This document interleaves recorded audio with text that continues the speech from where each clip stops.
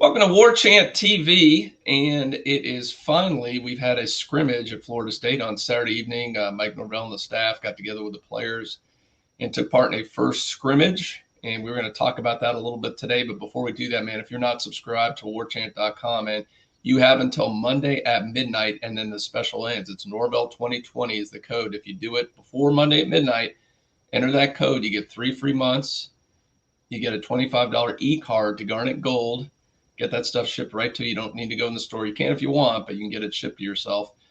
And then, of course, also we're going to throw in a 25% discount on top of that. So you're getting something like close to $80 in value for this is a great deal. And because I'm doing that 3 extra months, Ira, who's joining us here, even if for some reason they don't have football this fall or they've limited games, you're going to get most of next football season anyway. So you're getting a football season. So let's kind of think of it as insurance policy there. But that code is Norvell 2020.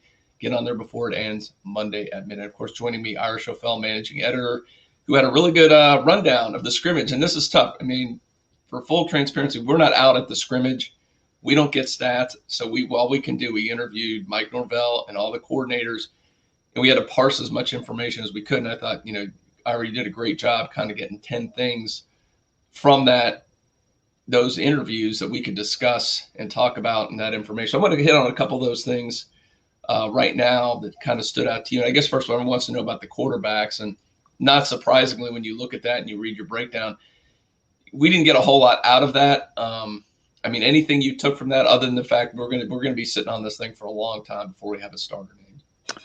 Yeah, the one thing I think you can glean that's not surprising at all is Coach Norvell and Coach Kenny Dillingham, the offensive coordinator, both said that the freshmen, they've thrown a lot at the freshmen, and the Chubba Purdy and Tate Rodemaker basically said, they're kind of swimming a little bit in information. And so that's a challenge. Whereas James Blackman and Jordan Travis, they haven't been in the offense any longer, but they have played college football. They've each played in multiple offenses. They've been around college football for a long time. They're older people. They've been in college for longer. So it's just they have less other things to worry about. So I think you certainly got the sense that the older two guys are a little bit further along in terms of knowledge and information, and the younger guys are probably still having to process things. But the other interesting thing about the quarterbacks, I'm sure you're going to talk about, is the fact that they also make the freshman quarterbacks live to contact, which is something unique that we haven't seen around here in a long time. Yeah, that is. I think fans always cringe because they remember Dan Kendrick getting hurt from that whole thing. So it hasn't happened much around Florida State these times. So that is an interesting philosophy that he does that. I did like what Kenny Dillingham said. We talked about the ESPN top 10 is not really what we're looking for at the quarterback. They don't want these guys, I think he said, it's okay to take a bad situation and make it a 2nd and 10 instead of a disaster, basically, which I remember the first time I interviewed Mark Richt, when he was an offensive coordinator at Florida State, talked about the biggest thing he's got to impress on these freshmen, these young quarterbacks, is don't turn a bad play into a disaster. There's nothing wrong with taking a sack, throwing a ball away. And I'm sure that's one of the things with these quarterbacks who were stars in high school. They get away with a lot of stuff. You can't get away with. You got Asante Samuel and, elite players, in that defensive backfield, which wants to bring me to something else. And it was interesting to me, the very first player that Mike Norvell mentioned when we asked players that stood out, not somebody you might expect, and that's redshirt freshman Travis Jay, who he also let us know is lining up at the free safety position because there was some question, corner, safety, where he was going to line up. So he's been mentioned the last couple of times we've talked. I think it was Marcus Woodson the other day also brought him up. So pretty impressive from the young man from Madison. We're hearing a lot about him. Yeah, and you said we wouldn't expect. I think it's probably because that you're saying that mostly because that defensive backfield is loaded with experience. Yeah. There's so many guys that played a lot of football. But you and I both have talked to a lot of people from Madison County who have been talking up Travis Jay for really long before he ever signed with Florida State. And he's an incredibly talented player. The one thing Marcus Woodson said on Friday was that, in terms of athletic ability, he's as talented as anybody he's really ever been around.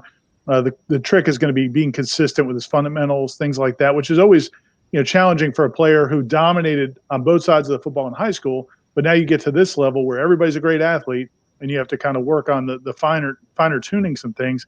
But the way they talked about him after the scrimmage was really impressive. And like you said, early in the summer or back in the spring, they were trying him at cornerback.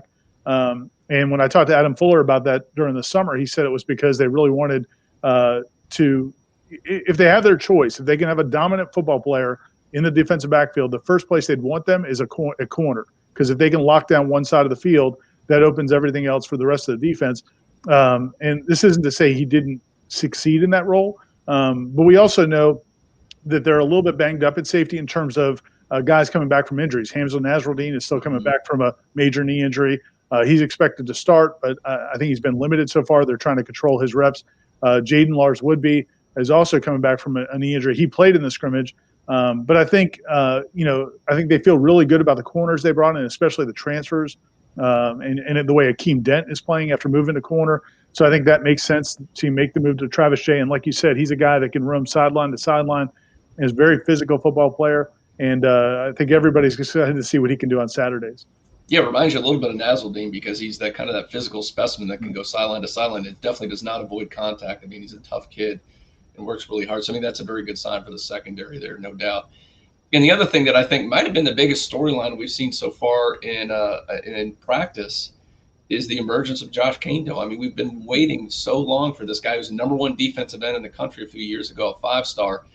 And, I may write about this, but you think about it. To me, there's 3 huge question marks going into the season. If this wants to be a really good, not just a team that's bowl eligible, but a really good team that can, get 8, 9 wins potentially, there's 3 things that got to happen. You got to have the quarterback play has to improve. That offensive line has to at least be, close to average. And the other thing is elite defensive end needs to emerge. I mean, I looked last year, I couldn't believe it. I mean, you had Janarius Robinson had 3 sacks, and the next highest defensive end was 1. And you had, Martin Wilson and Corey Durden both had 5 sacks. They were leading the way. That's not normal. You don't have your defensive tackles getting all the sacks and your ends getting effectively nothing. That has to change. And, man, if Josh Kaindoh, what we're hearing, it's only practice, but, man, you're hearing a lot of buzz about him, and you heard some buzz about him after the scrimmage on Saturday.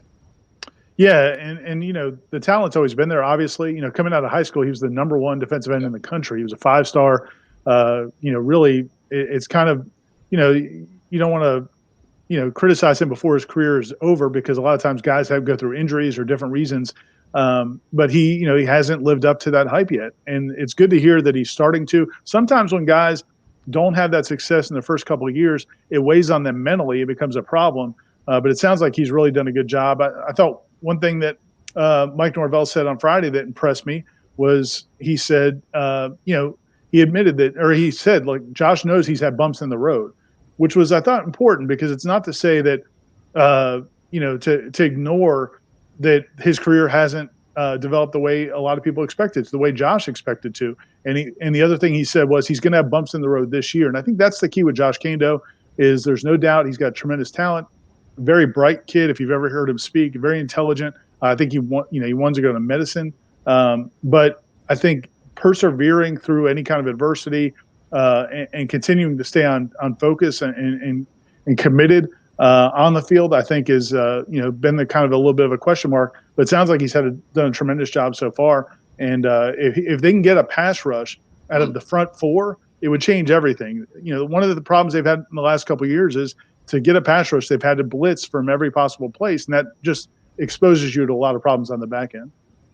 Yeah, and they certainly had their share of problems on the back end in the last couple of seasons. There's no doubt about that, Ira. And I found it telling, too, during the round table that they had with Governor DeSantis last week that he pointed out, I need to put some games on film. I think he realizes if he wants to play on Sundays or at least get a decent contract and get drafted, relatively highly, man, he needs to show it out because he, like you said, there's been a lot of bumps in the road. He really hasn't shown any consistency at all so far through his college career. The last thing I want to ask you about, Ira, is ask always about the running backs. I mean, the thing about Mike Norvell's offense, he's going to want to run the ball a lot. He's going to run a lot of different running backs.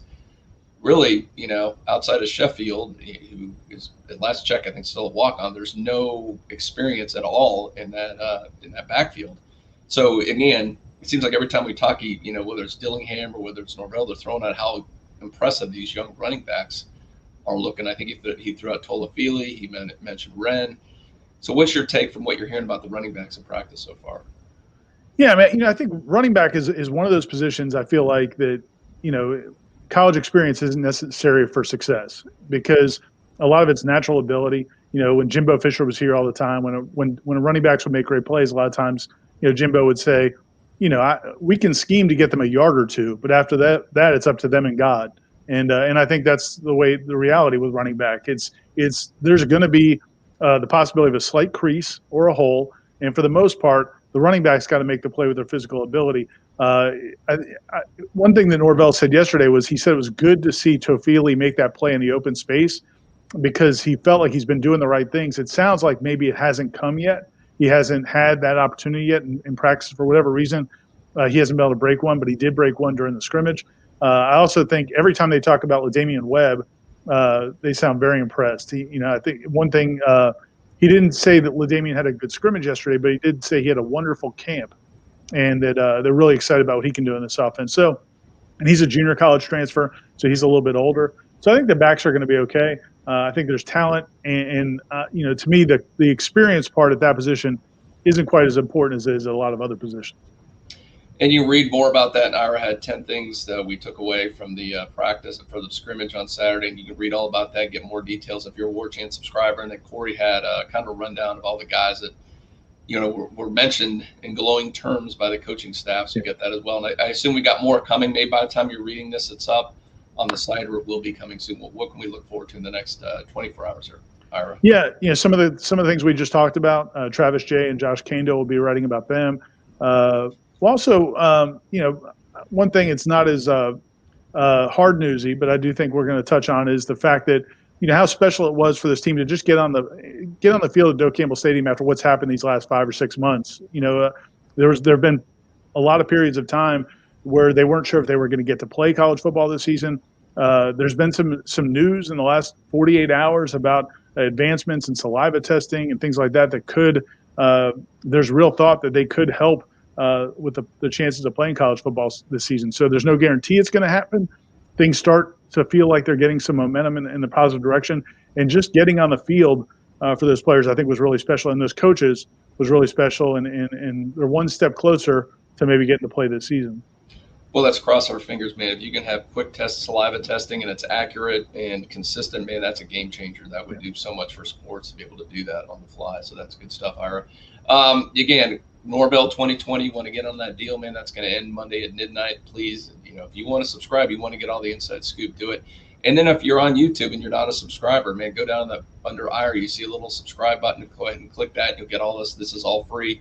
And then give us a thumbs up, man. That really helps us out there too. So appreciate it, Ira. We'll have a lot more this week on practices. They got, I believe they have Monday off. Am I right? And then they start practices. Is that the case? No, they're back on Monday. They're they're just taking today off. They'll be back. Taking Sunday off. Okay, then we're back. So we'll be back every morning. We'll have updates, interviews from coaches and players on warchant.com. So stay tuned for that.